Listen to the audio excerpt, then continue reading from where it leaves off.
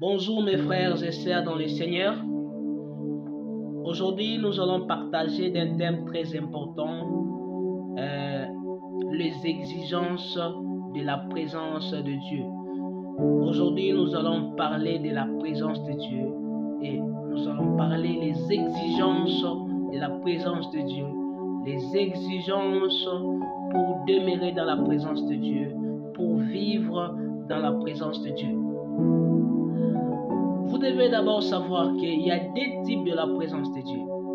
Il y a la présence de Dieu qui est liée à sa nature et il y a aussi la présence de Dieu qui est liée à son approbation. La présence qui est liée à sa nature, c'est l'omniprésence de Dieu. Dieu est partout. Même dans les profondeurs de l'enfer, Dieu il est. Dieu il est partout et il contrôle le monde entier. Dieu sera même dans la tribulation. Dieu va contrôler même l'enfer. Le chef de l'enfer, ce ne sera pas le diable, mais le chef de l'enfer, ce sera Dieu. C'est pourquoi même le diable sera brûlé dans l'enfer. C'est pourquoi mes frères et sœurs, il y a la présence qui est liée à sa nature. Dieu est au contrôle de toutes choses. Dieu il est partout. Mais la deuxième dimension de la présence de Dieu, c'est la présence qui est liée à son approbation. Et c'est cette présence que nous voulons parler. La présence qui est liée à son approbation, c'est-à-dire c'est la façon où Dieu se manifeste d'une manière particulière à chacun de nous, ou soit à un groupe de personnes, ou soit à une communauté, ou soit à un groupe de personnes. La façon dont Dieu décide de se manifester, la façon dont Dieu se révèle particulièrement dans ta vie, la façon dont tu peux témoigner de Dieu dans ta vie.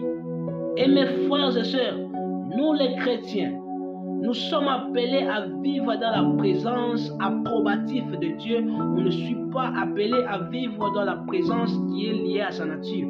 Parce que Dieu est partout, Dieu est là. Mais quand tu es chrétien, tu dois avoir la révélation particulière de Dieu dans ta vie. Dieu doit se révéler d'une manière particulière dans ta vie. C'est ça la présence liée à son approbation.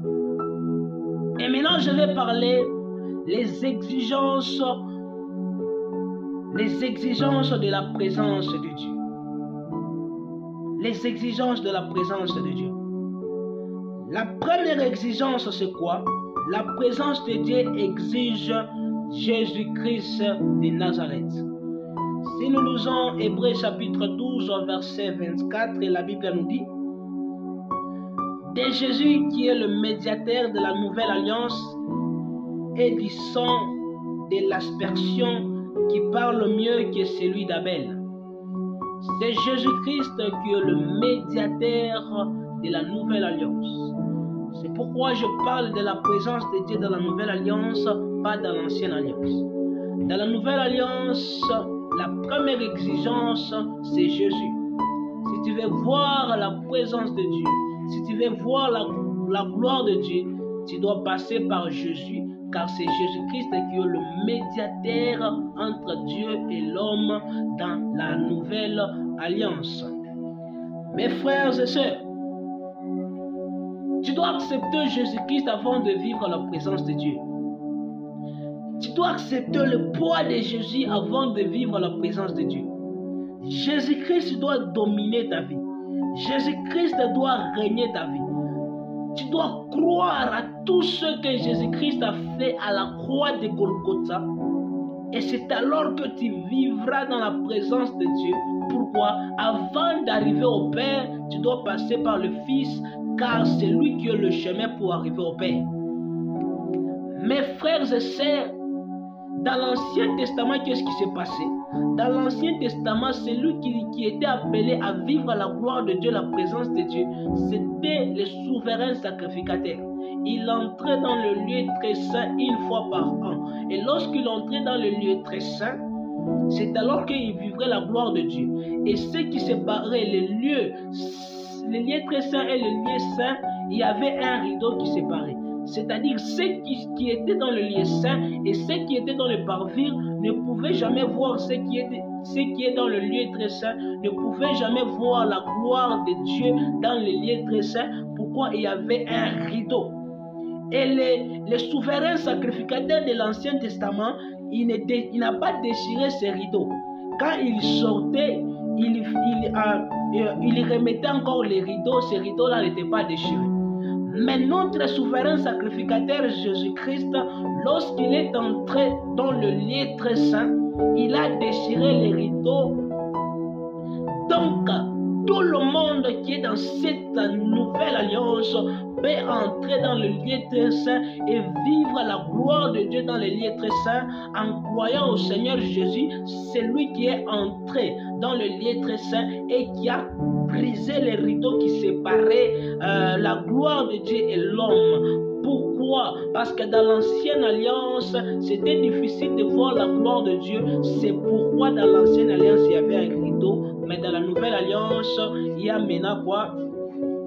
Dans la nouvelle alliance, Jésus-Christ a brisé ce rideau.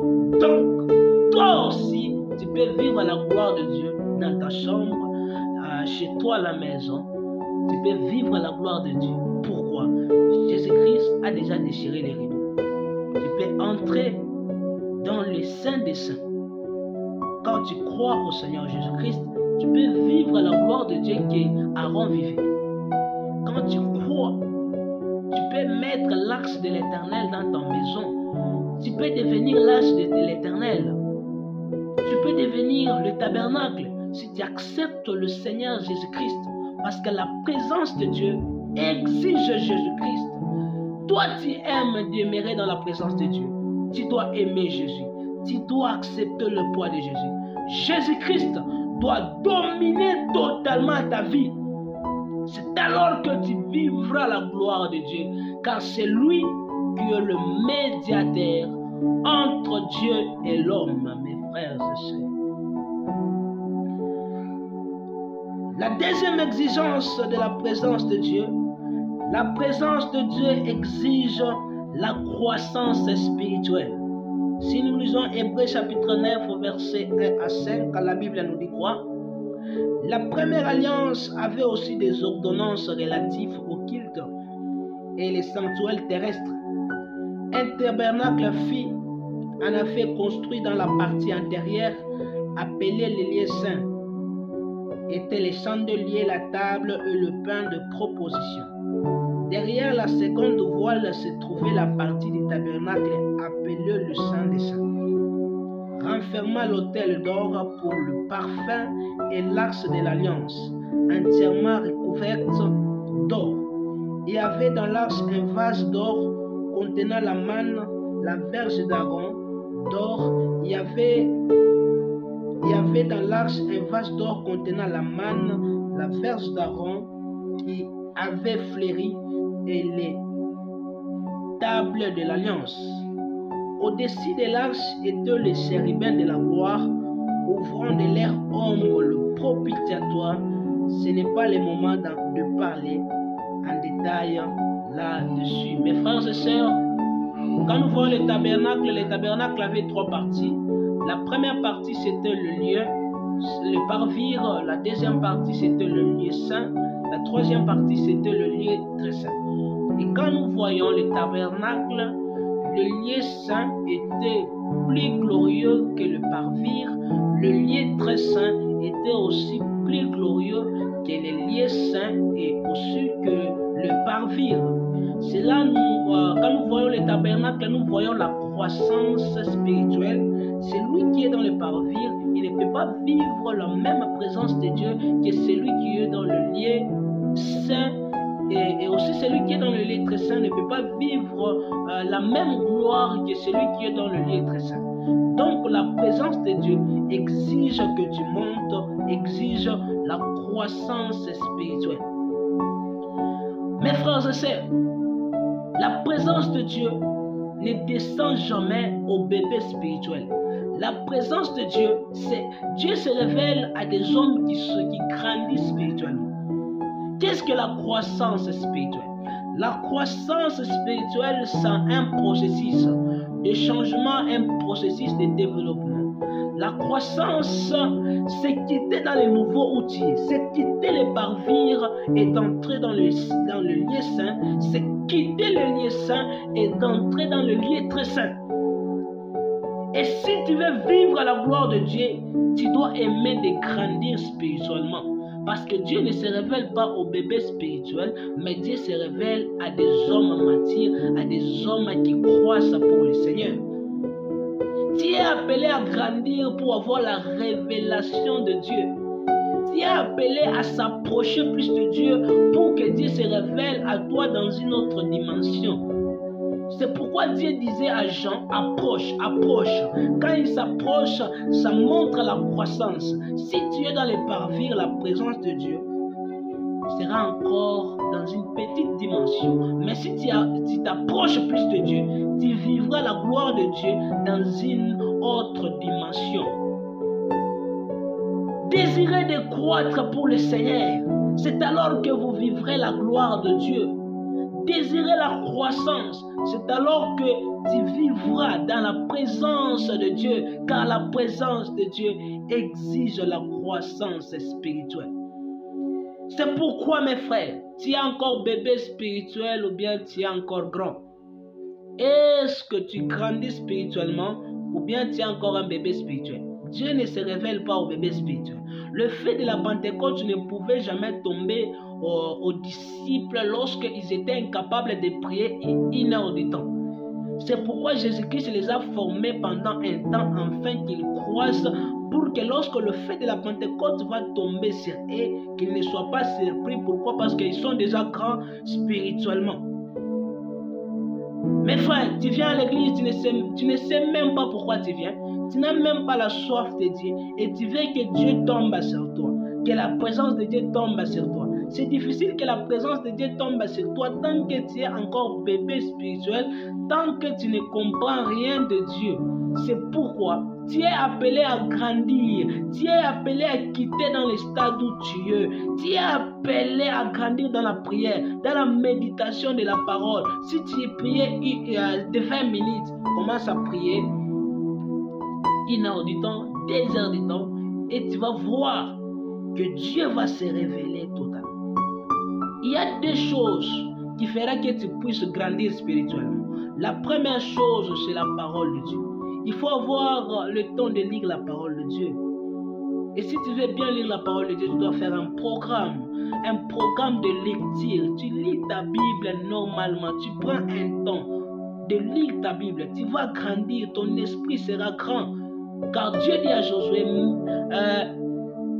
médite, que ce livre de la loi ne s'éloigne point de ta bouche. Médite-les jour et nuit, c'est alors que tu réussiras dans tout ce que tu feras. Il faut lire ta Bible totalement. Aie le temps de lire la Bible, aie le temps d'écouter la parole de Dieu. C'est alors que tu vas grandir. Et aussi la deuxième chose, tu dois prier. Priez, mes frères et sœurs. Il faut faire une discipline de prière. Si tu échoues de faire 1 heure de temps de prière, prends seulement une décision vraiment de prier, de faire 2 heures du temps, de faire 1 heure du temps. Et quand tu prendras cette décision, le Saint-Esprit va te pousser et tu commenceras à monter. Tu feras 3 heures du temps, tu feras 4 heures du temps. Priez, mes frères et sœurs, afin de grandir. Parce que c'est quand tu grandis, tu vivras la présence de Dieu. Pourquoi? Parce que la présence de Dieu se révèle à des hommes grands, se révèle à des hommes qui s'approchent de lui. Il faut que tu aies soif de Dieu. Il faut qu'en toi, qu'il y ait un vide de Dieu. C'est alors que la présence de Dieu va se manifester. C'est pourquoi, mes frères, grandissez et vous vivrez la présence de Dieu. La troisième exigence, la présence de Dieu exige la sanctification. Si nous lisons Exode chapitre 3, versets 3 à 6, la Bible nous dit, Moïse dit, je vais me détourner pour voir quelle est cette grande vision et pourquoi les buissons ne se consument point. L'Éternel vit qu'il s'est détourné pour voir Et Dieu l'appelant du milieu du buisson et dit, Moïse, Moïse. Et il répondit, me voici. Dieu dit, n'approche pas d'ici. Ôte tes souliers de tes pieds, car le lieu sur lequel tu te tiens est une terre sainte. Et il ajouta, je suis le Dieu de ton père, le Dieu d'Abraham, le Dieu d'Isaac et le Dieu de Jacob. Moïse se cachant le visage, car il craignait de regarder Dieu. La présence de Dieu exige la sanctification. Regarde mes frères cette histoire. Moïse voit le buisson ardent de loin, et quand il voit le buisson ardent, il s'approche. Quand il veut s'approcher, Dieu lui dit, enlève tes sandales, car le lieu où tu te tiens est une terre sainte. C'est-à-dire, pour s'approcher de Dieu, il faut être saint. Ça nous révèle la sanctification, ça nous révèle la purification, ça nous révèle l'obéissance. Si tu aimes la présence de Dieu, tu dois aimer la sainteté.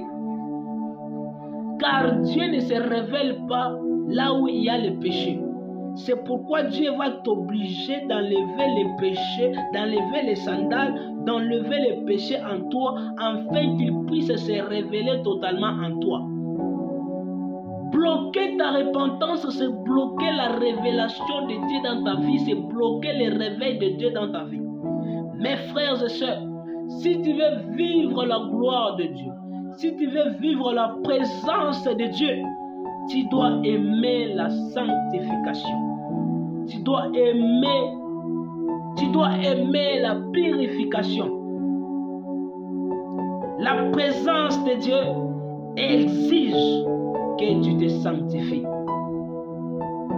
Mes frères et sœurs, si tu ne peux pas renoncer à tes péchés, tu es en train de bloquer les réveils de Dieu dans ta vie. Choisis entre l'amour du monde et Dieu. Si tu choisis Dieu, tu verras la gloire de Dieu. Si tu choisis le monde, Dieu sera loin de toi. Car l'amour du monde est inimitié contre Dieu. Dieu a besoin de t'utiliser puissamment. Dieu a besoin de te donner une onction mondiale. Dieu a besoin de t'impacter totalement. Mais si tu ne peux pas refuser, si tu ne peux pas enlever le péché dans ta vie, comme Moïse qui a enlevé ses sandales, tu ne peux pas vivre la gloire de Dieu. Dieu ne pouvait jamais se révéler à Moïse avant que Moïse enlève ses souliers. Mes frères, un véritable chrétien, il n'a pas la paix lorsqu'il est dans le péché. Comment tu peux avoir le péché tant que tu brises la communion avec Dieu? Parce que Dieu, il est un Dieu saint. Pour que tu t'approches de lui, tu dois aussi être saint. Comment tu as la paix dans le péché alors que c'est le péché qui te sépare de Dieu, alors que c'est le péché qui te prépare à rater l'enlèvement, alors que c'est le péché qui va t'amener à l'enfer, alors que c'est le péché qui va faire que tu rates la nouvelle Jérusalem céleste? Un véritable chrétien ne peut jamais avoir la paix dans le péché. C'est pourquoi, mes frères et sœurs, la présence de Dieu exige la sanctification. Qu'est-ce que Pierre a dit? Lorsque le feu descendit, il y a eu des gens qui se sont approchés d'eux et il les a dit, répentez-vous et vous recevez le Saint-Esprit et vous recevez les dons. Donc, il y a d'abord la repentance et la gloire de Dieu après. C'est pourquoi Jésus-Christ, il est venu d'abord ôter les péchés du monde, ensuite nous communiquer la puissance divine par le Saint-Esprit. Tout celui qui manifeste la présence de Dieu étant dans le péché, ce n'est pas Dieu, parce que tu peux être sur un faux buisson ardent, parce que Dieu, quand celui qui manifeste plus de la gloire de Dieu, il doit être vraiment dans la sanctification. Pourquoi? Parce que la présence de Dieu exige que l'homme soit saint. Mes frères et sœurs, regarde ta vie. Dieu est loin de toi parce que tu es loin de lui à travers le péché. C'est pourquoi prends une décision seulement d'abandonner le péché et tu verras la gloire de Dieu. Et lorsque Moïse accepte d'enlever ses sandales, mes frères et sœurs, Dieu s'est révélé à Moïse. Il s'est révélé comme étant le Dieu d'Abraham, le Dieu d'Isaac et le Dieu de Jacob. Il s'est révélé comme le Dieu qui était avant Abraham. Car qu'est-ce qu'il dit? Et il ajoute, je suis le Dieu de ton père. Il s'est révélé comme le Dieu de ton père, le Dieu d'Abraham, le Dieu d'Isaac et le Dieu de Jacob. Dieu s'est révélé à Moïse comme le Dieu de sa famille. Il est le Dieu d'Abraham, il est le Dieu d'Isaac, il est aussi le Dieu de Jacob. Abraham est mort, lui il est resté Dieu. Isaac est mort, lui il est resté Dieu. Jacob est mort, lui il est resté Dieu. Moïse est mort, lui il est resté Dieu. Il est le Dieu qui subsiste après la mort de ses serviteurs. Si Abraham est mort, lui n'est pas mort, lui il continue. Il s'est présenté comme le Dieu des générations, pas comme le Dieu d'une seule génération. Il n'est pas seulement le Dieu de la génération d'Abraham, il n'est pas seulement le Dieu de la génération d'Isaac, il n'est pas seulement le Dieu du temps de Jacob, il est aussi le Dieu du temps de Moïse. Donc il est aussi le Dieu de ton temps. Il peut se révéler en toi comme étant le Dieu de ta famille.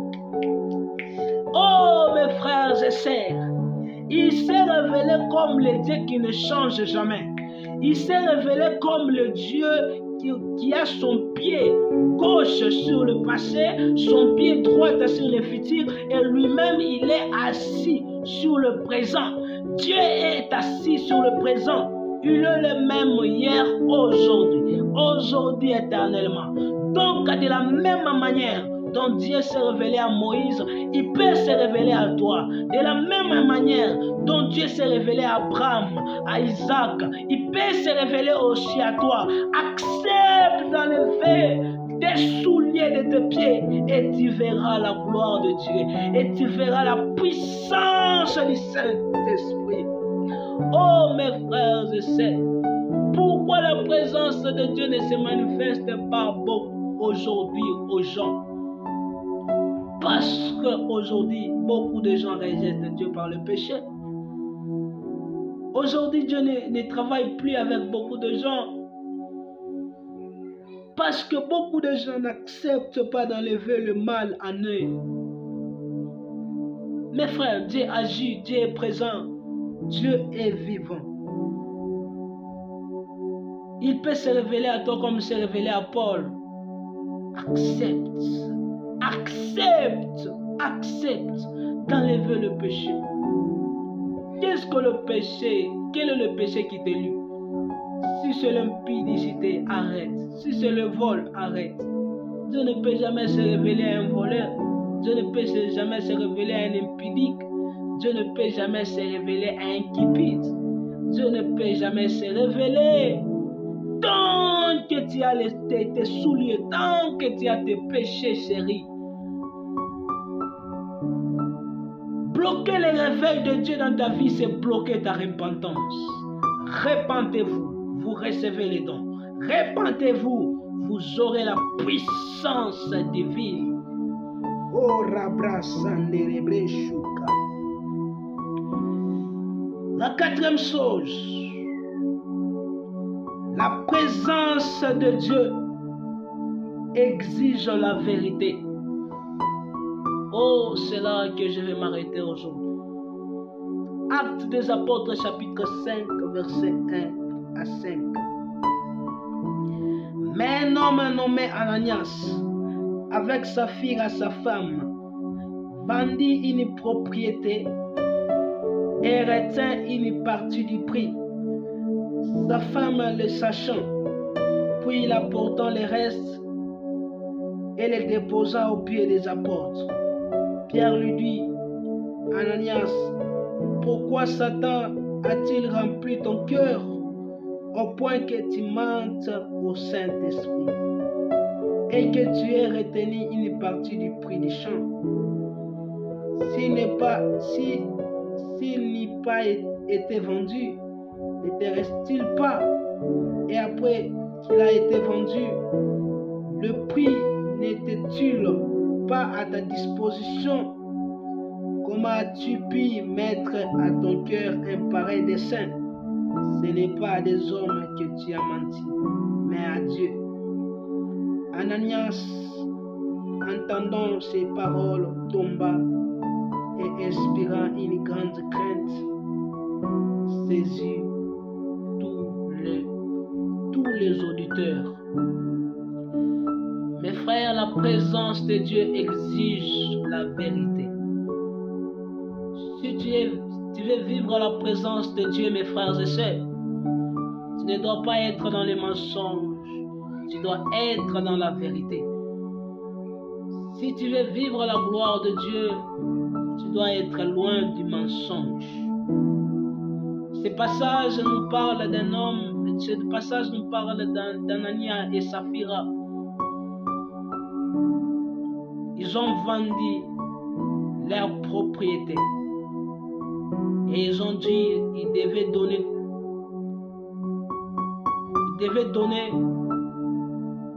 tout ce qu'ils ont réussi en vendant leur propriété. Et ils arrivent devant l'apôtre Pierre. Ils ont menti, ils ont caché quelque chose derrière. Et Dieu les a frappés des morts. Pourquoi? Parce que la présence de Dieu exige que l'homme soit dans la vérité. Aujourd'hui, la présence de Dieu est loin de beaucoup de gens. Pourquoi? Parce que beaucoup de gens sont dans les mensonges. Les mensonges est devenu normal. Alors que celui qui est dans les mensonges, la Bible dit que le maître du mensonge, c'est le diable. Donc, celui qui est dans les mensonges, il est le fils du diable. Et comment tu peux vivre la gloire de Dieu tant que tu es encore fils du diable? Comment tu peux vivre la gloire de Dieu alors que les mensonges, pour toi, c'est normal? Mes frères et sœurs, éloignez-vous des mensonges et soyez dans la vérité.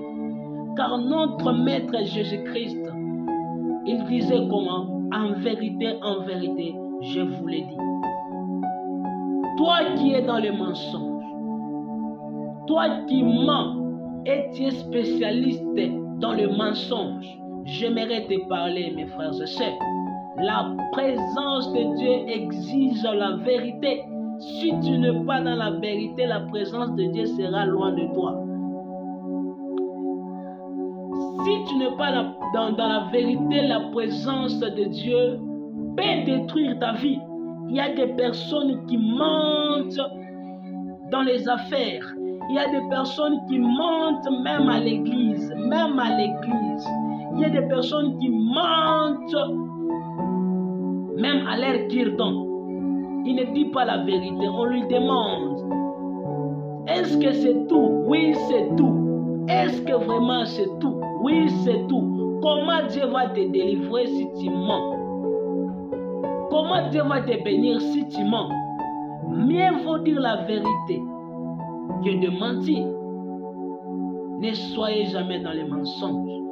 C'est très dangereux, mes frères et sœurs. Ne soyez même pas dans les mensonges. Tu mens dans la famille, tu mens au travail, tu mens même à l'église, tu mens. Ta vie est dans les mensonges et tu es en train de retirer la présence de Dieu. La présence de Dieu est partout, même en route. Tu parles avec quelqu'un au téléphone et tu mens. Tu es en train d'être loin avec Dieu. Pourquoi? Parce que Dieu n'est pas dans les mensonges. Tout ce que Dieu dit est vrai, mais le diable, c'est un menteur. C'est un menteur, c'est un voleur. Tu veux vivre la gloire de Dieu, éloigne-toi du mensonge. Tu veux vivre la présence de Dieu, sois dans la vérité. Sois dans la vérité. Mieux vaut garder silence que de mentir. Mieux vaut garder silence que de mentir. Mieux vaut garder silence que de mentir, mes frères et sœurs. Si tu penses que ici, si je peux parler, je vais toujours mentir, mieux vaut que tu sois seulement calme. Parce que tu risques d'être loin de Dieu à cause du mensonge. Il y a des gens qui mentent dans l'air offrande, comme Anania et Saphira. Nous avons vendu à $10,000, mais toi tu présentes. J'ai vendu à $1,000, c'est pourquoi je viens donner ça. Dieu va te tuer comme il a tué Anania et Saphira. Et beaucoup de choses, beaucoup de gens, ils ont des complications. Pourquoi? Parce qu'ils sont dans les mensonges. Leur vie est environnée par les mensonges. Ils mentent Dieu, ils mentent les hommes, ils mentent dans les affaires, ils mentent partout. Et comment tu vivras la présence de Dieu? Oh, chaman de rebras. Comment tu vivras la gloire de Dieu dans les mensonges, dans les mensonges? Sois dans la vérité. Jésus-Christ dit, en vérité, je vous le dis. L'apôtre Paul dit, tout ce que je dis, c'est la vérité. Il faut dire la vérité. Il faut dire aux gens la vérité, il ne faut pas les mentir. Il ne faut pas manipuler les gens par les mensonges, mais il faut le dire la vérité de l'évangile.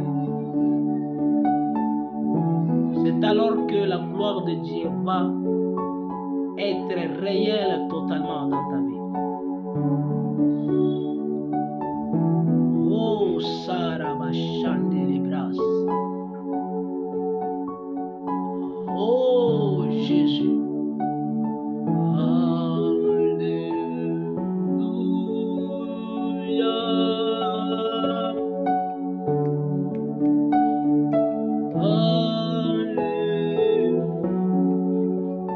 Est-ce qu'on peut prier, mes frères et sœurs? Je vais prier. Je vous prie, mes frères, de respecter ces exigences et vous vivrez la gloire de Dieu. Seigneur Dieu Tout-Puissant, je prie que tu te révèles d'une manière particulière à mon frère qui me suit de partout. Que ta présence touche sa vie. Que ta gloire soit dans sa vie. Amène-nous dans une autre dimension. Amène-nous dans un nouveau départ. Amène-nous dans une nouvelle saison à travers ton esprit, à travers ta présence. Que le feu de la Pentecôte tombe sur nous. Que le feu de la Pentecôte tombe sur nous. Que le feu du Saint-Esprit soit réel dans la vie de mon frère. Que ta présence approbative se manifeste maintenant au nom puissant de Jésus. Au nom puissant de Jésus. Nous avons besoin que de toi. Nous avons besoin de demeurer dans ta présence. Nous avons besoin de vivre rien que dans ta présence. Nous avons soif de toi. Il y a un vide dans nos vies, dans nos cœurs. Viens combler ce vide par ta gloire, par ta présence. Oh